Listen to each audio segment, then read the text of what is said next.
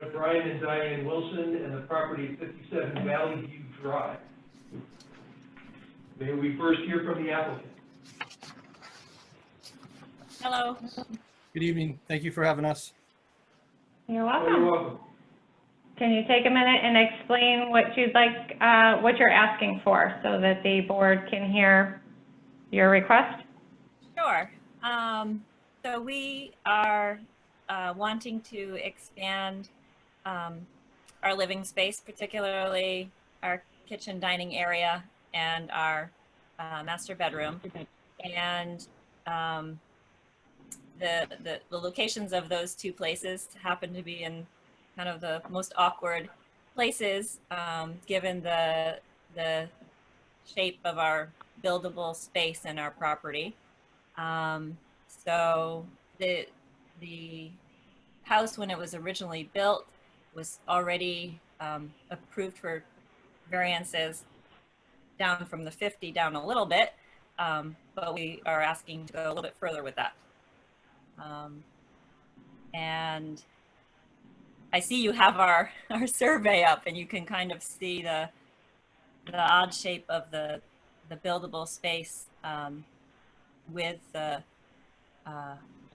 front and rear yard setbacks. The property is very wide but shallow. And the nice thing about the rear of the yard is there are no other houses there. That's town property. And what else? That's, I guess, what we're we're asking. Okay. The property is also on a hill. You know, to the right side of the house, there's our well and a well house. To the left is our sewer line, and the house in the front where we want to bring it out is already a developed area. There are retaining walls in place, and that's where the driveway is. Okay. Are there questions? Probably. Probably. So In order? we'll go through, yep. Do you want me to roll through? or Yes, you- please. Okay. So I'll have you go last. So John Carrier, any questions? No questions at the time. Okay. I'm going to check. Has Ron Llewellyn joined us? I'm going to assume not. Okay. Sarah Nadeem, any questions? Not at this time, thank you. Okay. Rob Phillips? Yeah, I don't have any questions on this one. Thank you. John Schoenhorn?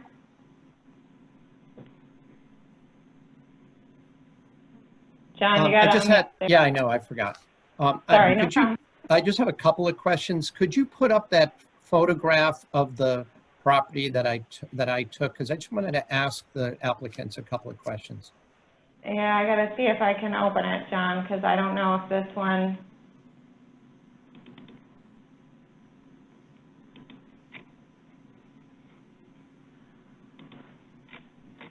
There it is. Yeah, there it Can you is. see that? Yes. Okay. Yes. So if I may ask, there's obviously this shows the front side of the house, and in the very lower portion of the photograph, we can see that's the part of the turnaround, the cul-de-sac. Is that correct, where the curbing is? Yes. Correct. Yep. Okay. And the place you're going to, you know, this is the front, so I'm not asking you about the back. You were going to enclose the area where there's like a front porch to the side of the brick portion. Is that where you're going to put the addition?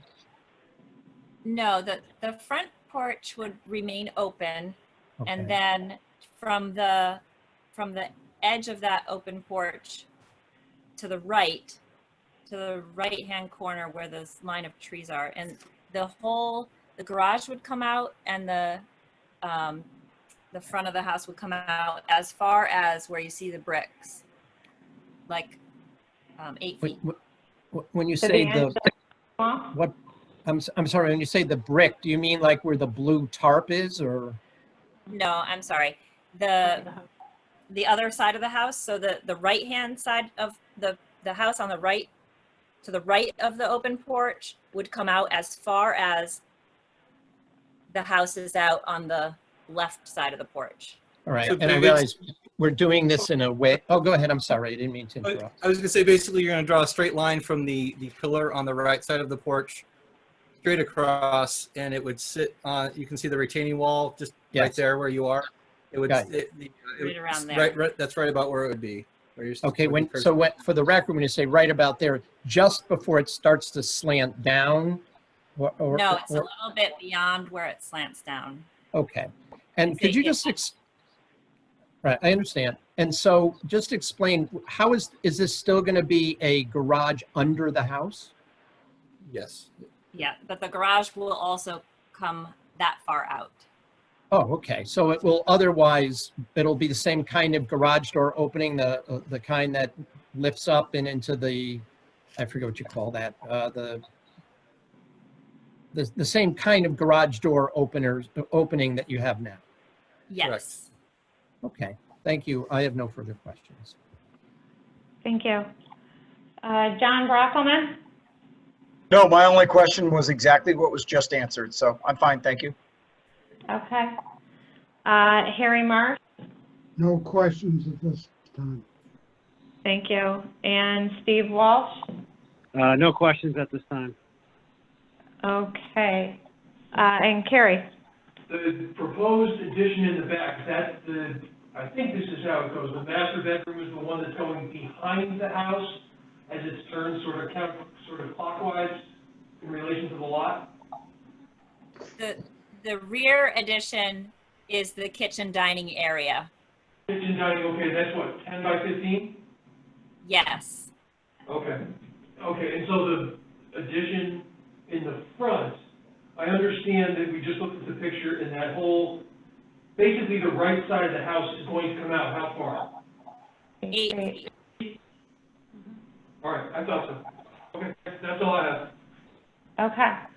I am going to check. So we have 3 people that have, well, sorry, 2 people that have called in. If either of you are interested in speaking on this matter, if you could raise your hand and we'll be allowed to speak for this public hearing.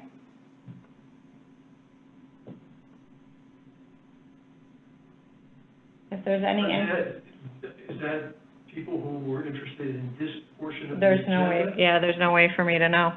No, I don't recognize those names as being among the names of the neighbors. Right, yeah, but there's no way for me to know, I so, know at least Bowie was the one interested in the carrier. okay. So going one more time for public comment on this matter at 57 Valley View. If you're interested in speaking, please raise your hand electronically. Oh, hearing, yeah, I think that's the other application. I think so. Having heard from the applicant and having given anybody adverse to the applicant a chance to speak, I'll close the public portion of the hearing with regard to the application affecting. Careful. There. Piece of cake. What was that? I don't know. Points, You're guys. you're good. Oh, no, that's background noise. Okay, It's I'm background, yeah, sorry. you're I thought good. somebody was objecting to my manner of proceeding. No, I think So you're, we'll, consider public hearing for the first item on this evening's agenda. My favorite piece of furniture, the TV. Or a motion.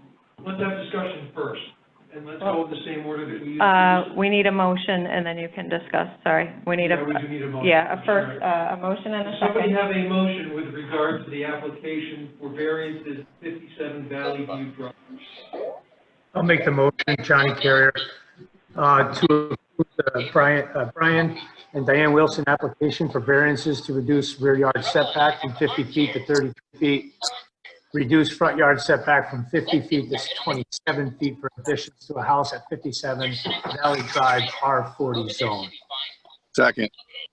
Carrier, if you would just clarify, that for 33 feet, Look at all this great food. Yum, yum, yum. From 50 to 33 Hold feet. on, Rubble. okay, just before it kind of garbled a little bit. Okay. Do you want me to read it again? Yeah, we're No, you're fine. I just want to make sure we're clear. Is there any discussion of the motion?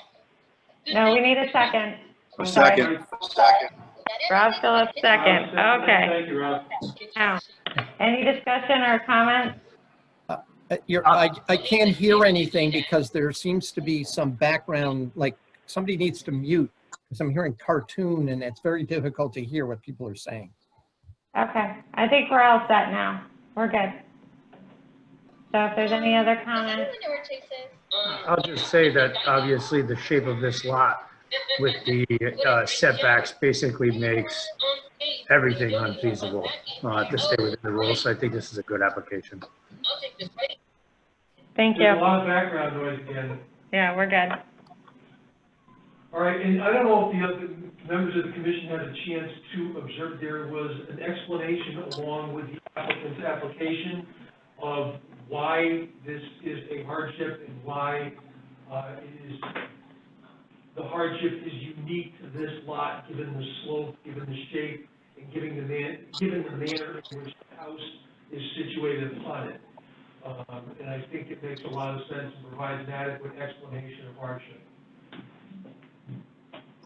Any other comments, discussion? Okay. We can vote. We'll vote. Do you want a roll call or just all in favor? Just roll call. Roll call it. Okay, we're gonna roll call vote. John Carrier, Aye. and there is no Ron. So Sarah Nadeem, Aye.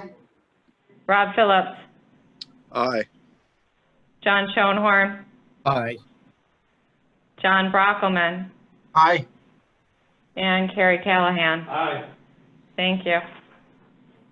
Motion passes. Motion passes. So you're all set, Brian and Motion Diane. all set. We will follow up via email in the next day or two for you. You'll be receiving letters. Okay? Okay, Great. thank you so very much. Thank you. Thank you. Okay. And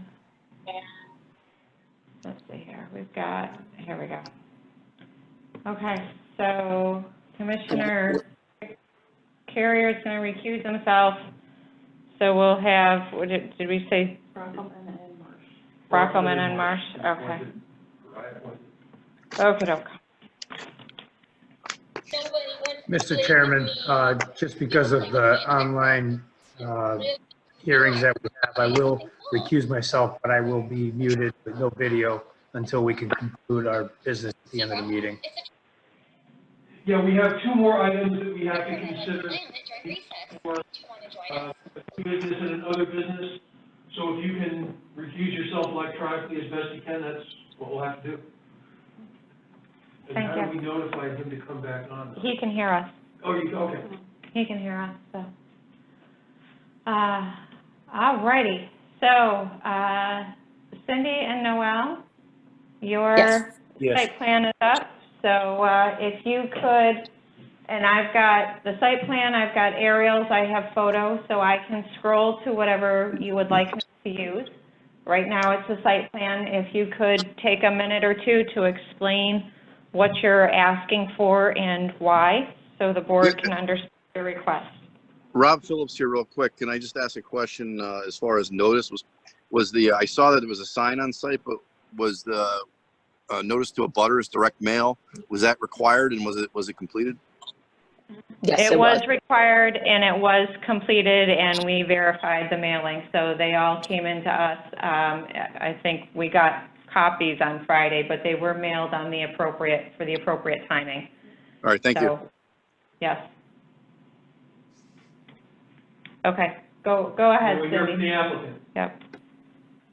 My name is Noel Carrier.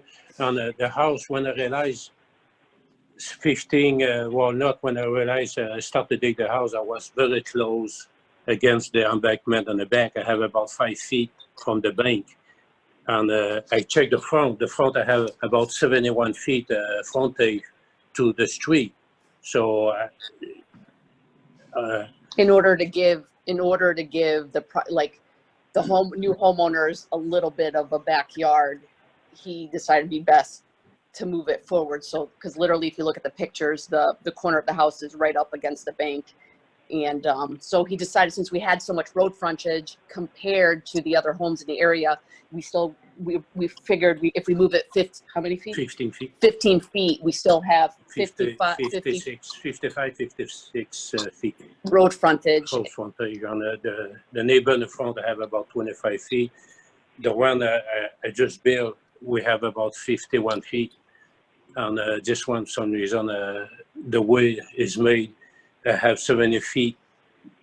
So that's why I'm asking if I can bring back so they have more backyard. It's better to have backyard than the front yard anyway. So. Okay. Is there anything else you'd like to share with the board before they ask questions? No. If, Okay. No, I just wanted to check. Carrie, you want me to roll through everybody? Yes, please. Okay. No, Johnny, no. So where's Sarah? You are first up. Sarah Nadeem, any questions? Not at this time. Thank you. Rob Phillips? Yeah, I just have a question about, apparently this lot had an existing home at one point in time. Looks like it was purchased, the home was demolished, and then the lot was split via the first free cut process. Was this application, did it have to go through planning and zoning at any point for any kind of decision making with regard to placement of the homes or anything like that?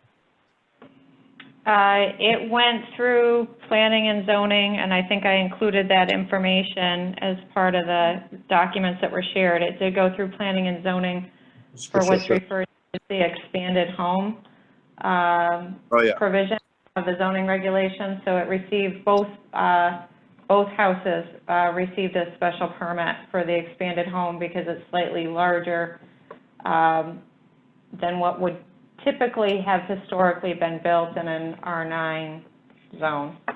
Okay, so was the placement of the home ever discussed or an issue or any kind of decision making on that, or was it just the size? Well, obviously it was at the time that it was constructed, or it came before TPZ, excuse me, it was zoning compliant, so that was looked at. I think with respect to the slope in the back, there was an engineering comment that simply noted the slope at the back and how the grade would be left and the steepness of the final grade coming into the rear of the home. Obviously, if it's zoning compliant and how the developer chooses to grade out their property at that time is not, there's a limit as to how many things that we can push and pull. Yeah, no, I was on site and I did notice it was quite steep in the back, at probably a 2-to-1 or even more. So just those were just questions of clarification. That's all. Certainly. Okay. You all set? I am, yeah. Okay. John Schoenhorn? Yeah, can you explain to me, first of all, how long ago did you buy this land? About 2 years. Yeah, I think it's been 2 years. About 2 already. years. And I take it you built the house that's the one to the left, number 15, by you as well, correct? Yes. Right. So was the slope, because I went and did a site inspection, was the slope already that steep when you bought the land, or had it already been disturbed as we've seen in the pictures you provided? And I don't mean the basement dugout, I mean the hill itself. No, I didn't touch the hill. The hill was the way it is now. Yeah, we just cut trees. You just cut the tree. The big tree was that's it. We didn't do nothing to the hill. So when you planned this house and went to TP&Z, you were already aware of where the hill came in relation to where you were putting the house, I take it, right? You know, I didn't put attention too much. When I started to lay out the house, I realized I was too close. And I know that's the engineer marked, but I realized I don't have backyard. So that's just when I stopped the dig, I realized I don't have any backyard, but Yeah, I think if he would have realized that when we first got it approved, he would have made sure that that was pushed forward a little bit in order for, you know, the potential new homeowners to have somewhat of a backyard. As he said, as he just started, because we weren't even thinking about that property. We just finished 13, finished constructing that, and then he was about to start the foundation, and that's when he realized that that corner was literally right up against it. And moving it forward that much was basically going to align with the number 13 now. And we're still further away from the homeowners in the front and stuff as far as the road frontage goes. we're still going to have about 56 feet front yard. Well, I take it when I was there, Walnut Street is kind of narrow in that location, right? It's not even as wide as as town streets are permitted to be. Is that correct? As I look at the Yes, the street is narrow. I don't know how many feet, but it's narrow street. All right, and where the excavation has occurred already when I was there, is that the location where the house originally was going to go, or is that based on the moving the house forward so it's 5 feet from the town right away? No, that's where the house was supposed to go. The stake you see with paint on the bottom of the hole there, that's where the house is going. It's not moving yet. That's where the engineer put the stake. Oh, and not where the excavation currently is for it looks like a basement excavation that's already started, right? Yes. So no, that stake is the basement corner? Yes. Is that up on the screen? The one, Two stakes? yes. I got full stake with paint, and that's the basement. Okay. And when did you realize that when you were excavating that there wouldn't be a backyard unless you moved the house? Well, I realized that I thought I could make it, but the more I look at it, it was kind of difficult to have any backyard, and I don't like to disturb the big embankment we have in the back. If I start to disturb that, there would be an erosion problem. So that's why he called Bruce right away as soon as they staked I made Bruce down there, and we. And this house, from what I understand, just from the square footage, is going to be larger than the built house, the one that's completed? It's long. It's the same square feet, less square feet, but it's longer. It's a little bit deeper. longer. The depth is deeper. But it's to say we're not changing the house that we got approved. We're using the same house that was approved at the board the last time we got the houses approved. We're just asking to move it forward because of the rear yard. But it's deeper. But it is deeper, yes. It's about 12 feet deeper on the other one. And I'm just going to follow up on a question that Commissioner Phillips had asked. When you went to planning and zoning, you didn't mention to them about moving the house or needing a variance for the front yard setback, correct? No, we didn't. He didn't mention it because No. he didn't realize that it was up against the bank like that. Oh, okay. The engineers designed it, and we assumed that they had, we were a little shocked that they had put us so close to the bank like that. And the engineering report that we have from April 2019, that was submitted, I take it, in response to concerns raised by the zoning enforcement officer? Is that what that April 19th letter that we have from Harry Cole and Son is? Correct. It's the response to the engineering comments that were issued by the Planning and Engineering Office. And when that was submitted, at that point, was there any discussion of, did you submit a proposal to them about moving the house forward? I'm just trying to figure out when it became apparent that you wanted a variance. No, it just became apparent like when he started staking it right before, like, what was it, 2 weeks ago? Yeah, Yeah.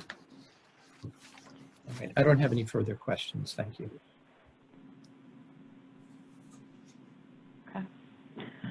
okay. John Brockelman, any questions? They've all been answered. Thank you. Thank you. Harry Marsh? Yeah, there's a curve in Walnut Street.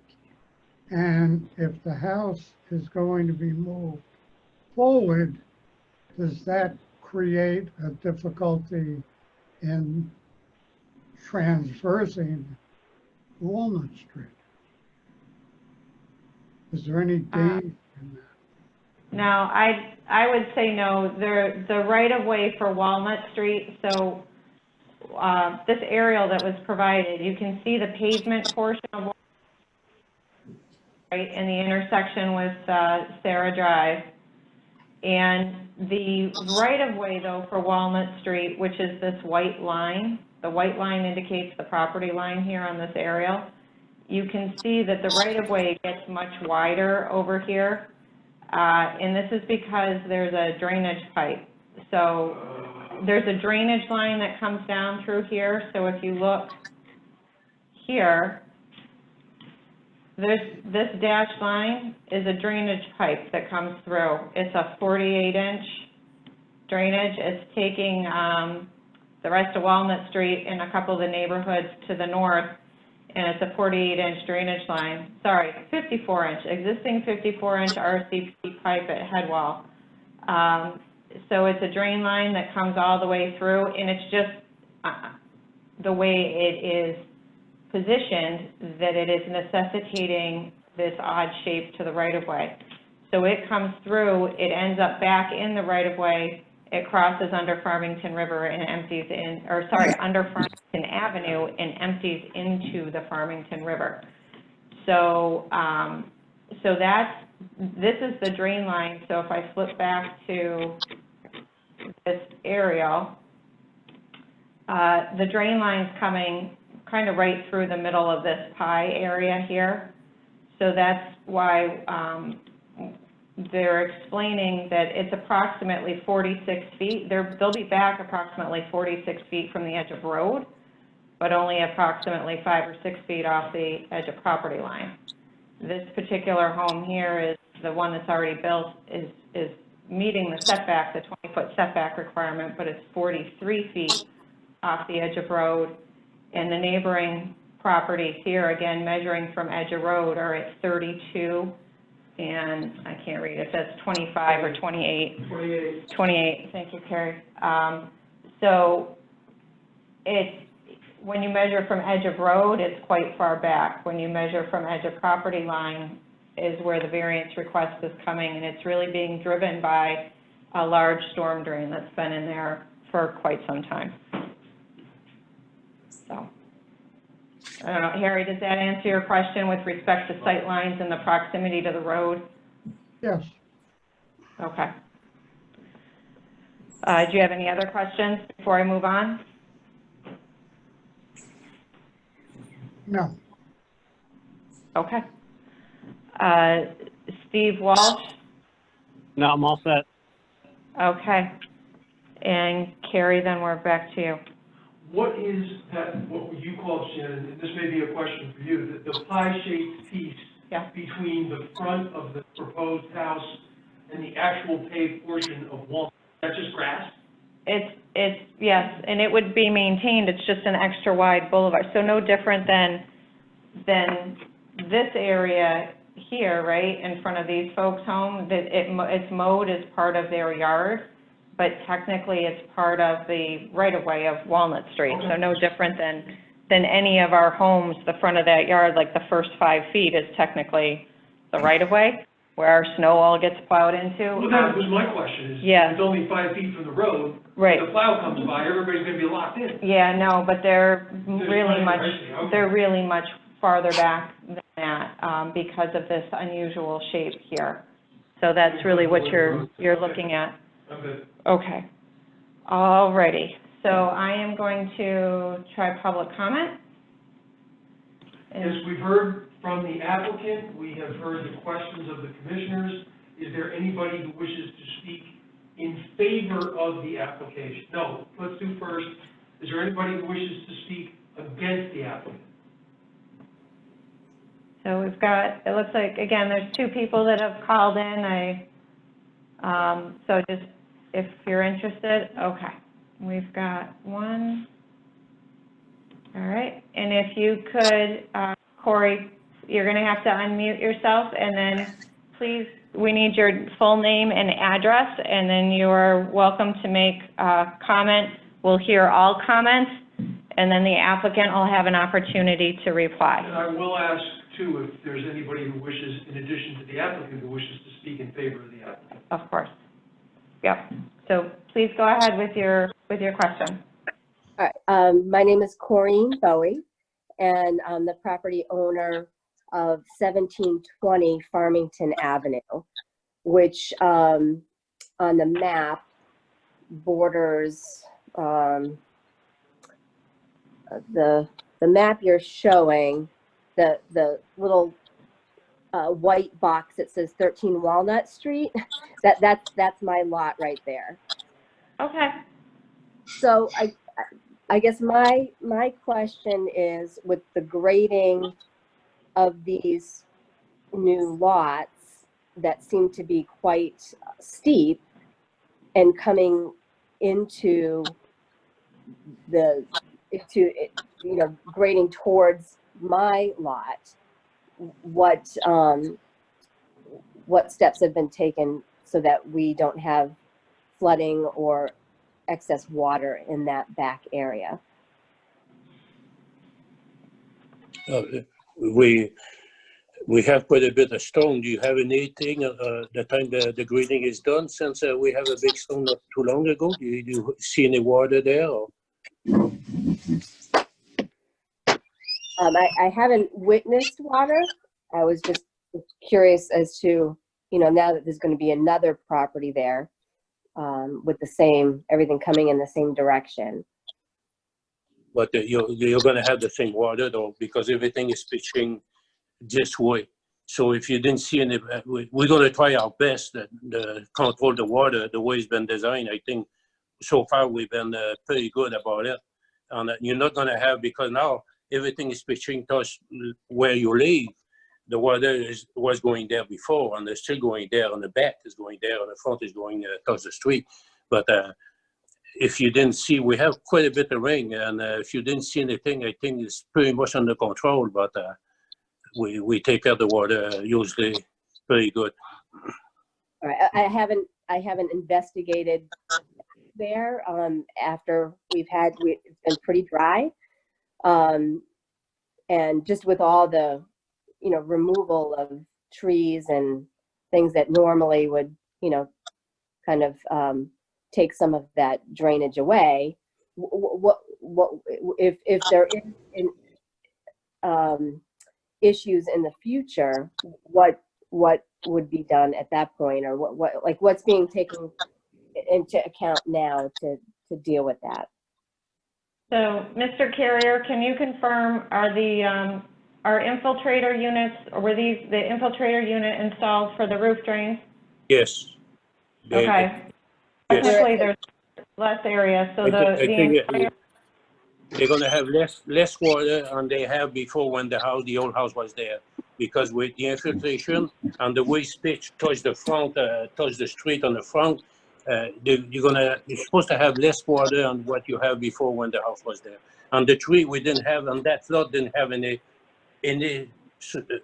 trees. The big tree I cut was on the top. I leave the stump there. That's just for safety. But I didn't really. There was not any much tree down there anyway. Yeah, he left the stumps he still left the stump there, so it's still holding everything hold up. the bank, and there's nothing will be disturbed more than that. Okay, so the roof is going to go directly underground. So this whole entire area is being removed, as will this one. And the driveway is going sloped to the street. To the With street. pistons. Yeah. And the rest of the yard is going to be seeded, so it'll be landscaped like it was before. It'll be seeded, and you've got, it looks like you've got a low point here and a low point here that's gonna Yes. get graded. in. Yes, Um, it's not finished grading now, but Sure. we, Okay. we got, And your erosion control is still in place at this particular point in time? yes. Thank you. I know Bruce checks on that. Okay, so those are the, Ms. Bowie, those, from a design standpoint, the roof, these infiltrators are galleys that are underground, so the roof is discharging directly into the ground, so it'll infiltrate, so it's not gonna run overland towards any property or the street. So it's gonna directly recharge into the groundwater. Okay. So, and it was reviewed from engineering as part of the original review with TPZ, so that is something, while it is certainly Mr. Carrier's right to position the building as he chooses, with respect to ensuring that the stormwater is managed appropriately, that is something that our engineering department looks at to ensure that it's not going to cause an issue for neighboring properties. Right, okay. Okay, and is there any other concern about the closeness of all that to the property lines there? Yeah, I think we addressed, so when you look at it from this view, if you're I'm assuming you're looking at it on a computer as well, that Yep.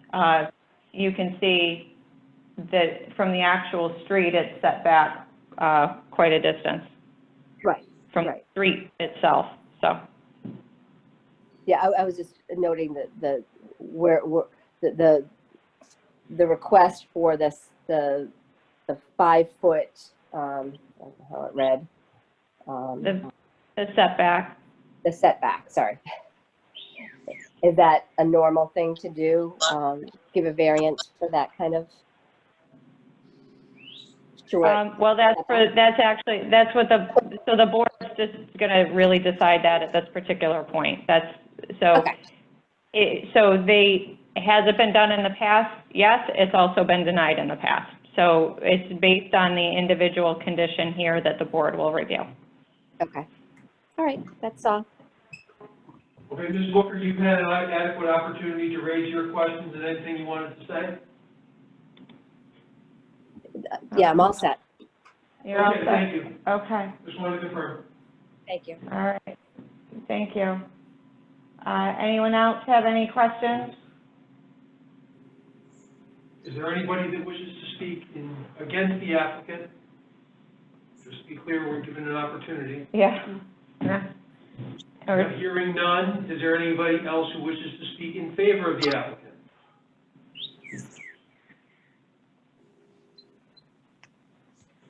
No, not yet. Anybody else? No, not here. In that event, we'll call the public hearing on item number 2 from this evening's agenda. Actually, Carrie, I have just a couple more questions based on things that Shannon said, and could I ask a couple of questions to the applicant? Sure, we're gonna unclose the hearing. Well, I never got the statement all the way So you out. didn't, okay, there we go. Okay, John, go ahead. All right. There were some questions were asked about water runoff and whatnot, and the town planner, assistant town planner, noted that there's not going to be any specific drainage system put in here. I do note that the engineering report did discuss putting in footing drains, sump pumps if required. And I'll just say, when I went to the site, not this weekend, the previous weekend, that whole excavated basement area was full of water. And I mean, it looked like a pond. So if you're going to build a house, put a driveway, and it's going to be a non-permeable surface with a house, with a foundation, with, I assume, a paved driveway, where is that water going to go from the hill? Yeah, so John, sorry, I said it is, so the roof is coming into an infiltration system. There is a drainage system. So the roof. What about the hill is what I'm saying, the slope? Well, we normally wouldn't. That hill was there, Yeah. and it's a yard, and so the hill was there, and it's a yard, and it was landscaped with mostly grass and some trees. it will be returned to that state. But this whole area that was currently draining to the south now is roof, and that will go to the infiltration system. And this roof will go to the infiltration system. So that land area actually is being taken out from a drainage standpoint and is an improvement. The driveway is being pitched back out onto Walnut Street. And in addition, 2 low points have been created to allow for infiltration of the stormwater. So there's a low point, basically a rain garden type basin, but I think the intent is to leave it as lawn area unless the homeowners intend to plant it. So both of those will act as depression areas to store stormwater and allow an opportunity for infiltration. Well, is that a requirement on this plan, or are you just pointing at something that's on a proposal? Is that No, it's required by the required. town? Yes, it's required as part of the improved plan. He has to put these in. The It's retention already, basin? those items were already part of the TPZ approved plan, and they have to be installed as part of the TPZ approved plan. And now they're being shown still on your plan with just the building moved forward, and they will still have to be installed as part of this plan. Absolutely. And so my question was not about the roof, but when that's a very steep slope, I mean, very steep behind there, and that water, I take it, is not being directed into a retention basin rather, or in a underground storage area where the roof, the gutters are. So my question is, where is that water now behind the house going to go, if not down towards Farmington Avenue? That's what Well, I'm asking. it will, and that's where it's been going. So these dash lines, Yes. these dash lines, House or no house? that's where it was going before. That's where it's been going for the last 20 years. Okay. So he's not changing anything. He's actually making it better from a drainage standpoint because he's removing area and piping it underground. These contours here, 206, 204, 202, 200, and so forth, these are all heading downhill. These dashed lines are indicated that's what it's doing today. That's an existing contour. These solid lines are the proposed contours. So you can see here at the driveway, it's getting pushed out onto Walnut. But again, with lawn and plantings with a typical residential property, the lawn will absorb the water. Right now, until the lawn gets established, he has erosion control in place. And that's reviewed on a semi-regular basis by either the engineering department or building department as they're going out for inspections. We're making sure the erosion control is in place until the lawn is established. So he hasn't changed the drainage pattern here, and nor can he. Okay. And Thank you. You can't change the flow and the gravity to this. Okay. Right. I have Any nothing. other I have no questions? further questions. No, I'm fine. Okay. Anyone else have further questions or comments before we close the public portion of the hearing on item number 2? Hearing none, the public hearing portion of item number 2 on the evening's agenda is now closed. Open it to discussions, but may we first have a motion?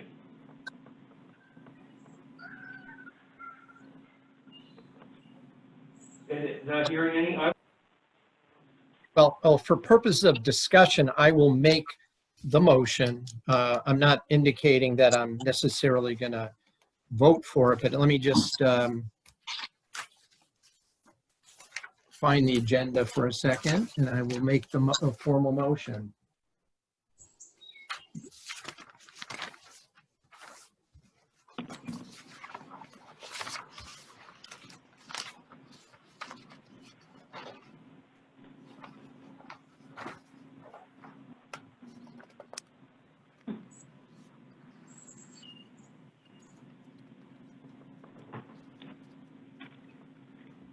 I move that the zoning board of appeals support the reduction of the front yard setback and approve a variance from 20 feet to 5 feet to construct a new home in an R9 zone. At 15 Walnut Street. Yes, I'm sorry, 15 Walnut Street. That's okay, thank you. Thank you. Do we have a This is second? John Brockelman. I'll second it. Thank you. Discussion, in order, please? Sure. So we're going to go through an order for discussion. Sarah, any comments regarding the motion? No comments. Rob?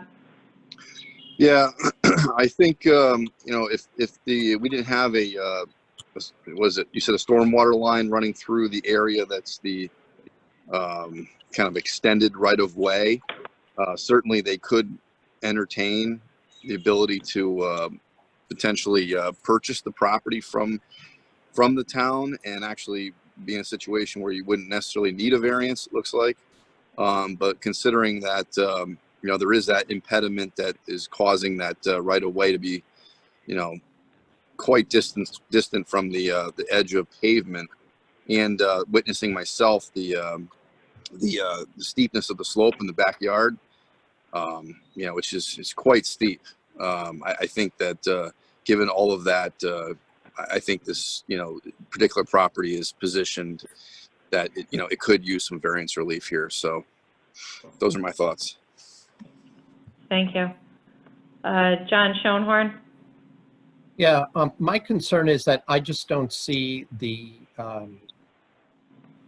need here. I don't see that there's any particular hardship involved in moving the house back.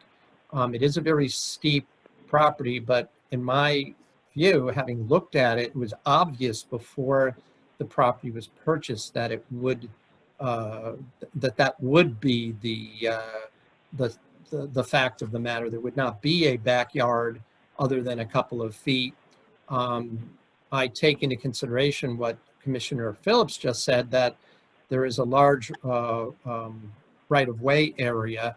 The property owner could purchase that and then would have a very large front yard, not to mention a sizable side yard that is also very usable. So I'm going to unfortunately cast a no vote because I just don't see a hardship involved in this situation. And I've given my reasons. Thank you. If I could just add one more comment real quick, because I forgot to mention that, and it's to staff, Rob Phillips again. I would assume that the town would prefer to own the land where the stormwater pipe is rather than selling it and having an easement placed over it. I'm not sure if that's been discussed or not. I don't believe it's been discussed at length, but given the size and depth of that pipe, correct. It's been in this orientation for a number of years, and we have had to get in and do some work on it. So the larger the pipe and the deeper, the more room we need. So in order to functionally maintain it. Thank you. And I will just then follow up by saying that that the homeowner, the eventual homeowner, will stand to benefit then from having that person can maintain that land, can seed it and whatnot, and use it without having to pay taxes on it. So I just note that for the record. Okay. John Brockelman?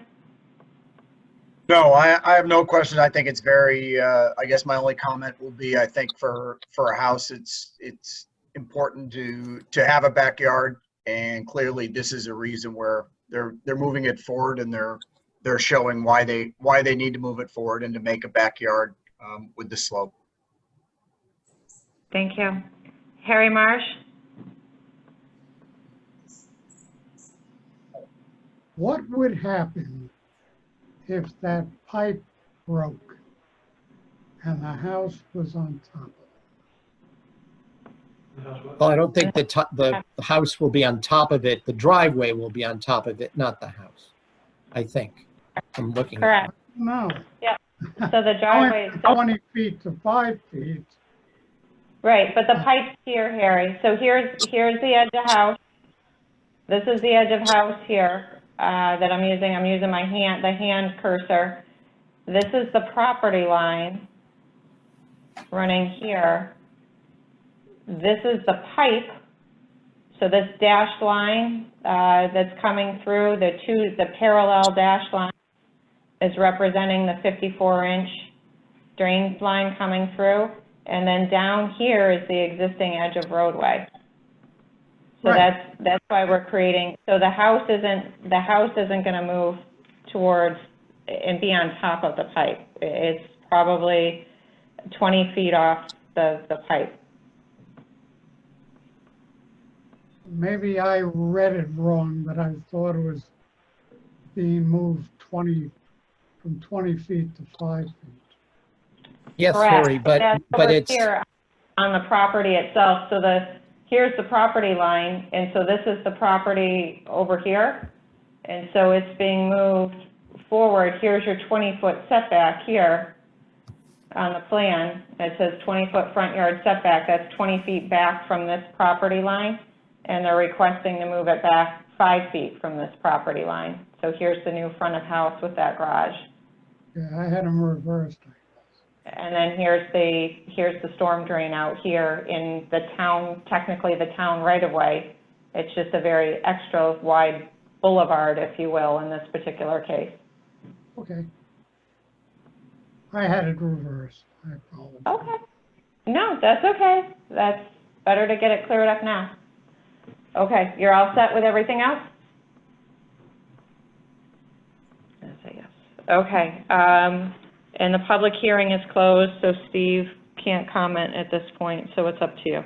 I understand why, given the steepness of the slope behind the proposed house, that the drainage would be a concern in the neighborhood.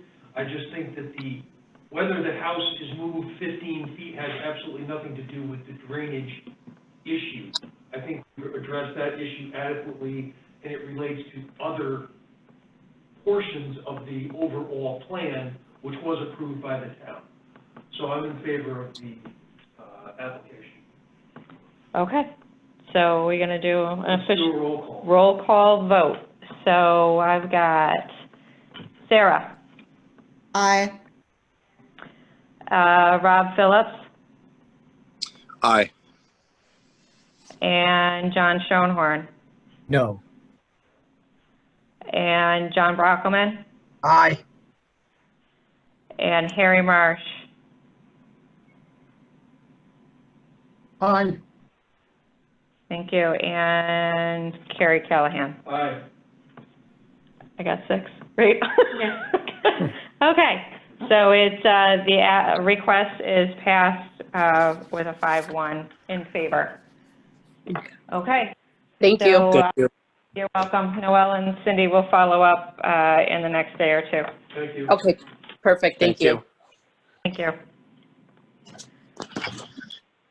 Okay. JB. Next on the agenda, And next on the agenda, you got it? we have new business. Yes. Accept Plant 17 LLC appeal from zoning enforcement officer's order regarding 1179 Farmington Avenue EE zone and request for extension of time to open hearing to September 21st, 2020. As I understand it, the 65-day timeframe that we have has been waived Correct. such that we can schedule the hearing for September 21st. 21st, 2020 without waiving any rights or defenses or Correct. arguments of the town. Correct. So the way the statute's worded is it has to be accepted at the next meeting or within 35 days. So that's today is being accepted. And then the hearing has to actually happen within 65 days, which with the August hiatus would put us at September 14th. So Attorney Galsky has submitted this letter agreeing to have the hearing start on September 21st. the owner and his consultants are still doing a good deal of work on the property, and it was really in everyone's, we needed to get the letter out, but it's really in everyone's best interest to wait until September for this hearing.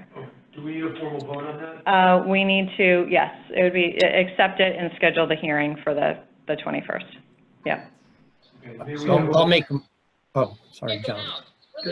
John Carrier, so moved to schedule the hearing for September. Second. Okay, John. Okay, and we don't really need it. We can just do it. All in favor? Aye. Aye. Any While opposed? we're on that, oh, sorry. Oh, hang on. Any opposed? And any abstaining? Okay, thank you. Sorry, go ahead. Yes, I just wanted to make sure, this sounds to me, this is a formal, this is an appeal from the zoning enforcement officer's decision, so it would be an adversarial hearing if it becomes that. Would we be getting any material in advance, or is it submitted at the hearing only? No, I believe you'll be getting material in advance from both parties. Okay. Really. It's in order to have an educated conversation. There's a lot of material, so it will be stepped through during the hearing, but it will be provided ahead of time. It is the additional time being used in order to determine whether changes can be made such that there can be an agreement between the property owner and the zoning enforcement officer. Basically, yes. Yeah, so- Well, and there was extensive investigative work that needed to be done on this particular matter to actually delineate the true breadth and expanse of the violation and then how it is to be mitigated. Okay. So it required quite a bit of legwork and field work. Okay, Okay. approved. We also have other business. Yes. 21 Poplar Hill, there's been a request to modify a condition of approval, and I understand that to be fence for how do you pronounce it, arborvitae? Correct. And the neighbor's okay with it. Correct. So, this Oh, was can the I- plan. Could I be heard on this? Because I don't think this is properly before the board, and I'd like to explain why. Okay. I did not have a chance to go back and read the minutes from the 2018 meeting, but I note it was a 4-2 decision back then. So there was, I voted with the majority, but there was two voting members that voted against it. I don't recall the discussion, so I don't remember the specifics of it, but I do recall that we specifically approved it with the condition that the arborvitae be planted. I went by there the other day, and not only did the owner not even try to plant any, whether it's arborvitae or any other kind of vegetation, but he installed a stockade fence basically in violation of our conditional approval. So I'm not saying that, a violation automatically should result in any kind of consequences, but I assume that there would be in zoning enforcement tools that could be used to require a person to do that. But all I'm saying is that I don't think somebody writing a letter and getting one of the owners, and I emphasize, I looked at the application, there are 2 owners of that next door property. But to have one person say, I'm okay with it, is all that is necessary, and that they shouldn't have to go through a process of at least making a formal, whether it's an application or a motion to modify their application, send notice to all the neighbors, not just the next door neighbor who's most affected, just as our regulations would require. I know nothing in our bylaws or in the statutes that simply allows someone to violate an order, and then after the fact, a different board, differently elected board a couple of years later, simply goes, yeah, we'll let it pass. So I would be, my position is, and it's a point of order, and I guess, the chair would have to rule, and then we could either have a vote or not, is whether this should at least go through the normal process that somebody is asking to be relieved of a condition that was made a part of this application, and it passed just with the minimal 4 votes, of which arguably I was the deciding vote. So that's my position. Procedurally, I just don't think that as a board, we should be sort of doing things on the fly after people violate our variance approvals and simply let it slide after the fact. That's my view. Yeah, there is an element here of act first, ask permission later. But we exchanged emails on this, and there was a question of whether we could just. Well, again, because this happens for a variety of reasons, even with TPZ and site plan and special permit uses, things come up during construction, and it's brought back to TPZ as a minor modification, which is how it's being brought back to you folks. So while if the house had not been constructed, if it was, so I believe it was a 5-foot variance, and say the home had been constructed and it now needed 10 feet, and it was directly germane to the relief that was being requested, and he had violated the relief that was being requested, then absolutely I would have brought this back. It would have required a whole new hearing because he's expanding the relief that was requested. The arborvitae really is a site plan element that went hand in hand with this, and the homeowner that requested that this condition be placed is the same homeowner that now has said, okay, I'm okay with the fence instead of the arborvitae. So it's the same homeowner that had objected and wanted the arborvitae that is saying that they wanted the fence. So, or that they're okay with the fence, not that they want the fence. As to whether or not the homeowner, and he's not on, he was invited to be on, but I'm not seeing him listed, which is kind of his own issue at this particular point in time, but. Well, I also note that according to the application, these were owners in it's a trusteeship. So who knows if those individuals actually reside there, and they're 2 separate people, only one of which we heard from. And again, I'm not saying I'm opposed to this, but I'm saying it's not properly, I mean, maybe there are others that are immediately impacted that don't want a stockade fence there. It certainly doesn't fit with any of the other properties in that neighborhood. And again, I am not taking a position on the proposal. I'm just saying I don't think it's properly before us as simply as an agenda item that simply says request to modify, where the public doesn't get a chance to say anything. And I'm not sure in our regulations we have the authority to do that without it at least being a proposal being presented by somebody. Well, again, I believe you do, because it's it's a site plan element. It's not directly to the variance. But it would have been voted down we're if not. We're not expanding the variance. Correct. Right, they had asked for 5 feet, they built it to 5 feet, they didn't build it to 10. This was a condition. Correct. Opposed to site planning. So I think that we can vote on it. Well, I'm asking procedurally then for the chair to rule on, and if the chair's position is it can be ruled on without following any rule or regulation just because it's been done before, I'm going to ask for a vote of the commissioners. This is Sarah. I just think it's not appropriate to come back after the fact having done something different than what was in the application. I think this individual should have come back, as Shannon was saying, is done with town planning and zoning, and indicated that for whatever reasons he wasn't going to be able to do the arborvitaes. I don't think it's a good precedent to say, well, here it wasn't that big of a deal to just put in a fence, to be approving it after the fact when he didn't come before anyone asking to change the aspect of the application and why, part of why it was granted.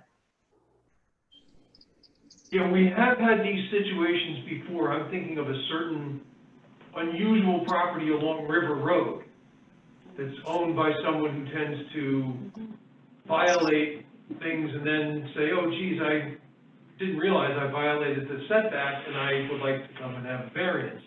That I think is very rare, but I see the point that we don't necessarily want people to change conditions on their own. And I don't know, I assume the legitimacy of the argument that the arborvitaes won't stick there. I have no expertise such to know one way or the other whether the trees will survive, and obviously we don't want to make people plant trees that are just going to die. But if I guess what I'm hearing is there's at least two people, Commissioners Schoenhorn and Nadeem, who believe that we should hold, I think what you're saying is a procedural vote? Well, we do, or, yeah. What? As to whether- Or we can, I'm just trying to go down the line and think if we vote procedurally that it's not properly before us, the owner would have to file. well, I honestly, don't then. know what the owner would file. Well, I would, if there's a procedural concern, then I will go to the town attorney and find out, because it's not a variance, because it's not a variance application because he already has the variance, and he built in accordance with the variance. So. Right, but I guess the question. So, does anybody hear me? Go ahead, Rob. If there was no approval, I guess the remedy would be you have to take the fence down and put in the arborvitae. Rob Phillips here, and I'm sorry if I'm talking over here. It's just I'm coming in and out a little bit here, but I just wanted to just make a couple of comments on this. I certainly can understand the procedural question on this. Just from my background, when you have a condition of approval, it can be modifiable at a later date. It could be a different board involved. It's always a matter of proceedings. In this case, they had a variance request and it was approved. They've apparently complied with that variance approval. If I'm mistaken, I may not remember correctly, but the arborvitaes were a stipulation of approval for the neighbor's benefit. And certainly if the neighbor, for whatever reason, is acceptable to having a different type of treatment to protect their property interests, I think that makes a lot of sense. However, I will say that, if there is a procedural type of question here that's outside of the merits of the actual stipulation of the original approval, which is above and beyond the regulations, what the regulations require, as I understand, then certainly, I would support having a town attorney take a look at that and render an opinion.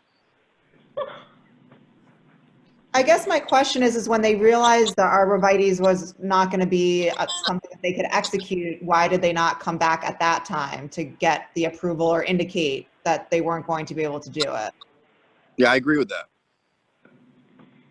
And so do I. I note that the part of the plan that's up there specifically says right now in little, I'll use my glasses, it says 5 arborvitae placed in this appropriate area for added natural buffer. So the argument was it was going to be a natural, it's a lot of growth in that, there's plantings and whatnot. And I'm more concerned right now procedurally, not that, well, he already put it in. What neighbor is going to say, I'm going to make you rip it out? But I'm looking at it from the process. There are other places where we've approved things because they promised to do certain things. We granted variances and they haven't complied. I haven't raised it but there's one in particular, I'll just say it's somewhere along Farmington Avenue where they made certain promises about plantings and they never did it. So the question is, if we approve something that may even violate a town proposal or the town plan in terms of what things should look like, and we grant it with a stipulation under a condition, where if they said we're not going to do this, maybe the outcome would have been different.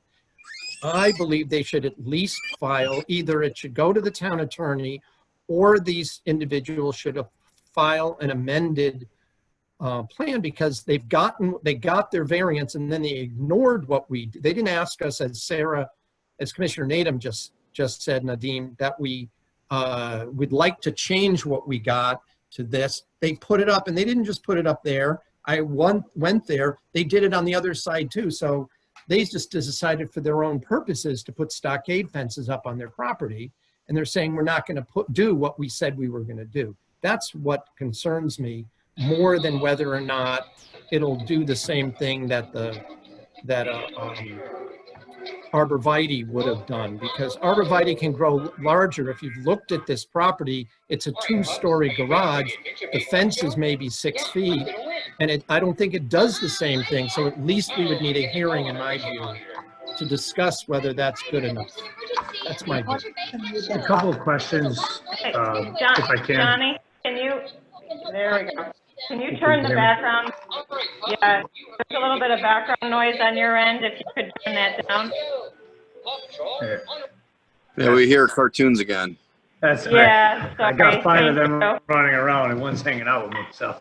Oh, I All right, understand. better. Thank you. Sorry about that. Question: How did it come to our attention that this stockade fence had been put in and the arborvitaes had not? As well. When Bruce was doing his one of his site inspections. Okay. And is there anything, variance aside, and a stipulation or a subject to approval, is anything keeping this homeowner from putting a stockade fence up on his property aside from everything that we've just talked about? No, we'd need there's a fence registration form, but any homeowner can install a stockade fence on their property. All right, so not necessarily that by not enforcing the arborvitaes is this person made to take the fence out. If he did it without a permit, that's a different issue, and that's not in this purview, that's a building official purview. So correct. I'm looking at it, and I hate to be the one that just tries to simplify everything, but at the end of the day, I understand that, we may be upset that these, homeowners went and did something, or I would say, forget the stockade fence, didn't follow through with their approval. So I think our question right now is whether we plant those arborvitaes, because those could be planted whether that stockade fence is there or not. I have to tend to agree with John a little bit, is that it would be nice, to have it in a forum where the homeowner could come back at least to say that he had consulted a tree planter, and this person or this company said, if you do this, you're going to be wasting your money. But the reality is that, we're not all professionals sitting up at the podium when we're doing these applications. And sometimes, being from the applicant side, we're put into a situation to agree to something on spur of the moment without, having the proper time to consult with people, or we're not tree experts, etc. Even though I hear John's concerns, I'm sitting here thinking it's not going to change anything in the long run. I think we're just going to waste town attorney money. We're going to waste the homeowners stuff. And I think that if we were to move forward with a vote tonight to deny this, he could come back with a application or something procedurally after that. And I don't think it changes the course of how we would vote, whether this is within procedure at this point or not. And I think there's some question to that. Yeah, the homeowner was notified of the meeting and was sent an invitation, a Zoom invitation. So I didn't follow up with phone calls and separate emails, but I'm not really sure why he did not call in. But we clearly have a letter from him saying the fence is fine. So I don't disagree with the sentiment that if there's a condition attached to the granting of a variance, that the property owner before departing from compliance with that condition should come back to the town. I agree with that completely. The problem is that I see is, and this is where I agree more with Johnny Carrier, what are we going to accomplish?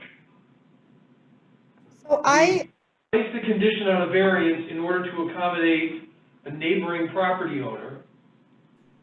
The condition, the compliance with, the means of complying with the condition was altered in a manner that the neighboring property owner approves. So I understand that the recipient of the variance didn't do it right. I just don't know what we would accomplish by prolonging the matter. So, Carrie, if I just could jump back in, at this point, I see it. It's not that he's gone a different route to not comply. He just hasn't finished the job, whether he has a stockade fence or not.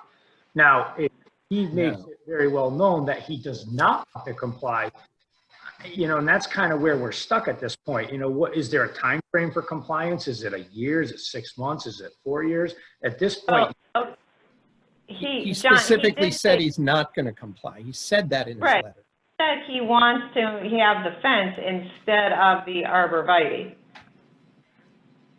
So it's not, that isn't really the part that's open-ended. You're right in that the fence could stay, but he did specifically request that we're going to do the fence instead of the arborvitae. right, and then I fast forward, let's say we were to deny, in any way, shape, or form tonight or in the future after spending this time, he plants the trees, and then 4 years later, he cuts them back down and nobody knows. And we're in the same position. Yeah, but if I may say, Johnny, I think process is important. I'm not saying that just because I'm a lawyer. We're a board that operates under rules and regulations. If someone else were to buy that property from Mr.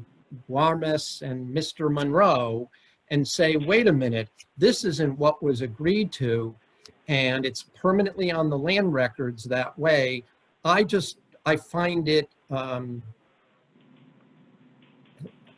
I just find it problematic, that's the best word for it, that applicants feel they can ignore our request, that if anything we say beyond the building itself, if they want to do this, they agree to do something that assuages us, that otherwise maybe it isn't a hardship, then we should not simply look the other way. I'm thinking of an example a few years ago where somebody built a pump house, if you remember, for their swimming pool, and the contractor built it on the wrong side of the pool, so it was a little closer to the property line on a corner lot than was permitted, and we granted that as a hardship, even though it probably wasn't, and that person had already spent all that money, but it was an accident. This is not an accident.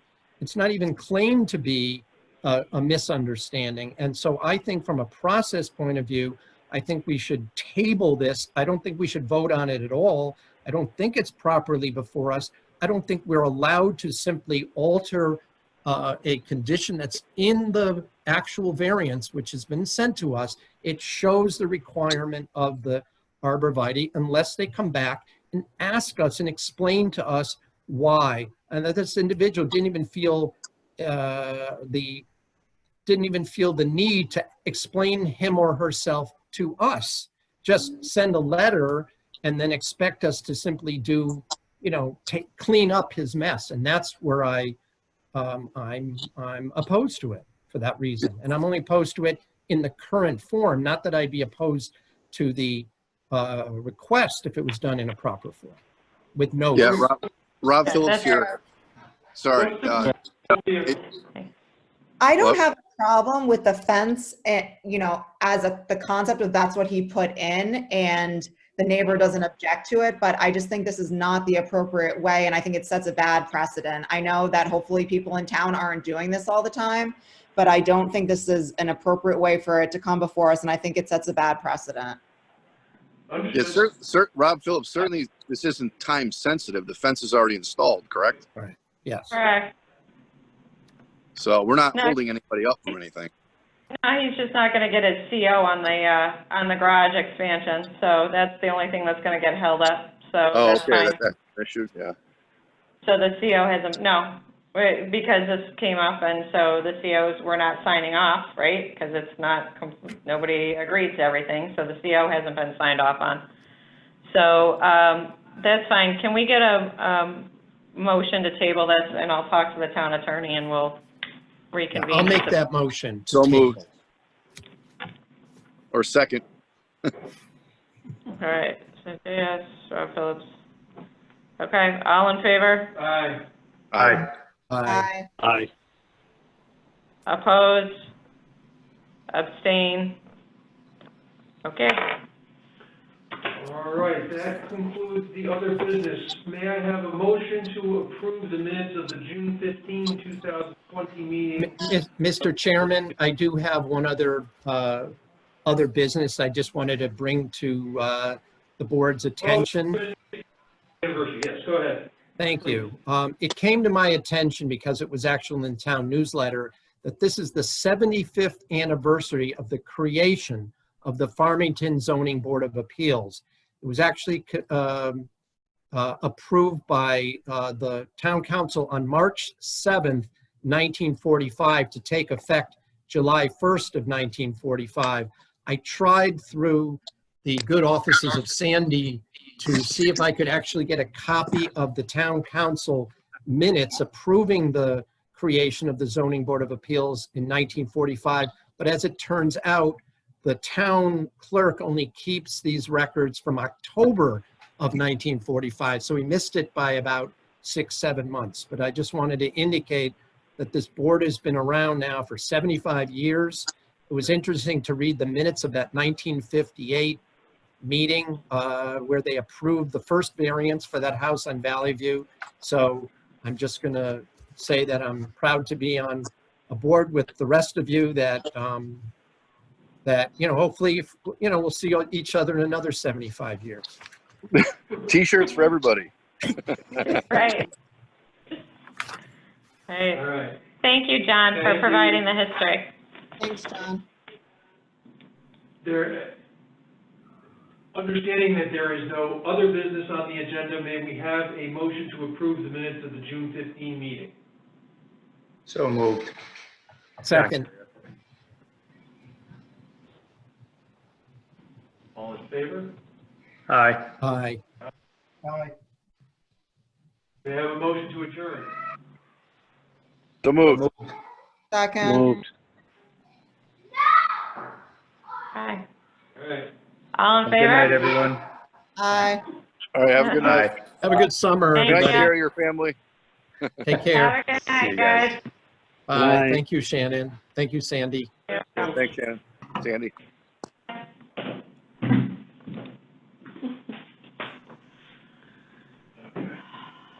Hang on, we're not.